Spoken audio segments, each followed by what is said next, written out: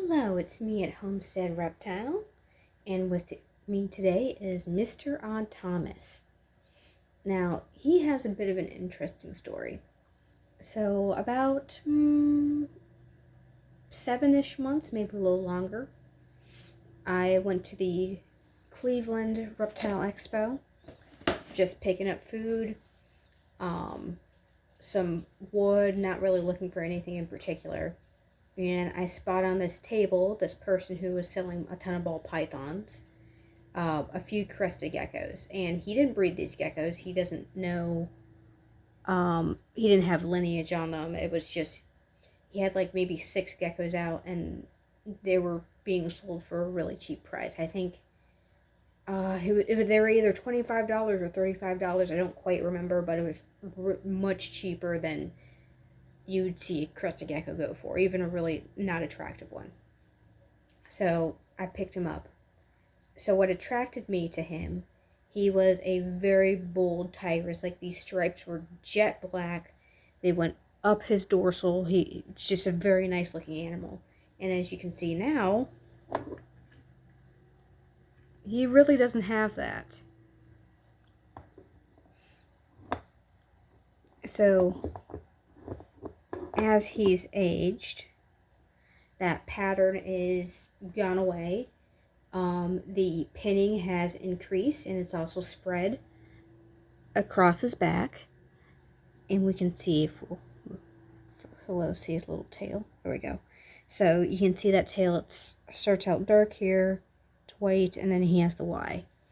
So some people asked if he was a cappuccino. I was like, I don't think so. That I've had other people who actually breed cappuccinos asked if he's a possible cappuccino. I was like, well, I've never bred him. He's not even old enough to be bred yet. So I'm putting Mr. Odd Thomas in the possible cappuccino category, but right now he's just an oddball. He shows a lot of characteristics, and since I've had him from 7 grams to 22 grams, I've had that opportunity to see the amount of change he's gone through. And I can't think of any other morph that gets rid of that pattern. And the fact that that pinning has increased, and it has also, let's show that, it has also spread. But he's just there's a lot I like about him. I like how dark he is. You can see that pinning has increased, and you can see that white is actually spreading through here. So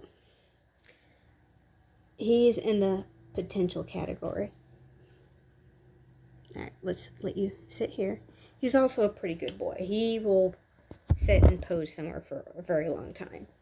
I'll stop handling him so he can just chill out and sit there. But this is kind of what you want to look out for if you're looking for a possible cappuccino. Something that kind of looks like that. And there's a difference between a dark phantom and a cappuccino. Just because I have a decent amount of experience with phantoms now, since the majority of my collection are phantoms. I breed phantoms. I work with phantoms. I love dark phantoms. The darker the phantom, the better it is. I love a jet black phantom. And what puts him in a different category from phantoms do not have white tails. If this tail continued to get dark and darken and darken, and that white didn't increase, I would say, well, maybe he's just a weird phantom, because you do get weird phantoms. You get a lot of oddballs with phantoms. But that didn't happen.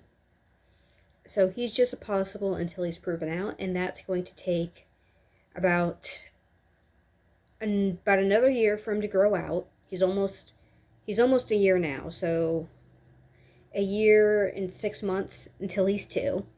Then I personally would breed him first to a lily white, see if I get fraps. And if I get fraps, that's not a sign that I have a cappuccino. It's just a indication that I probably do. And then you would have to take those babies and breed them back to the original parent to see if you had super caps. And then if you get a super cap, then you have a cappuccino. But that's beside the point. it's a long way off. He's just growing out, enjoying his life. But I wanted to talk about scams.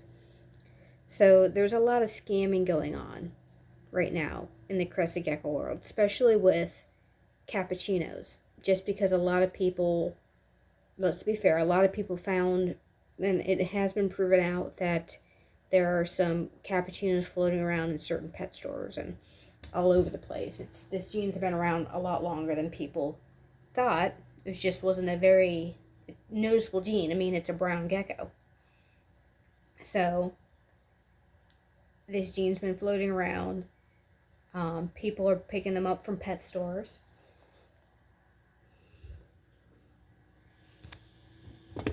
People are picking them up from pet stores.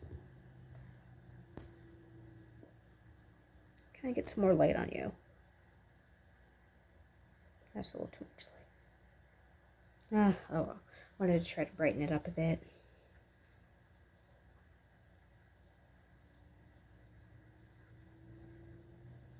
I think that will be fine. I'll just leave it as it is and stop fiddling with it. Oh, what was I saying?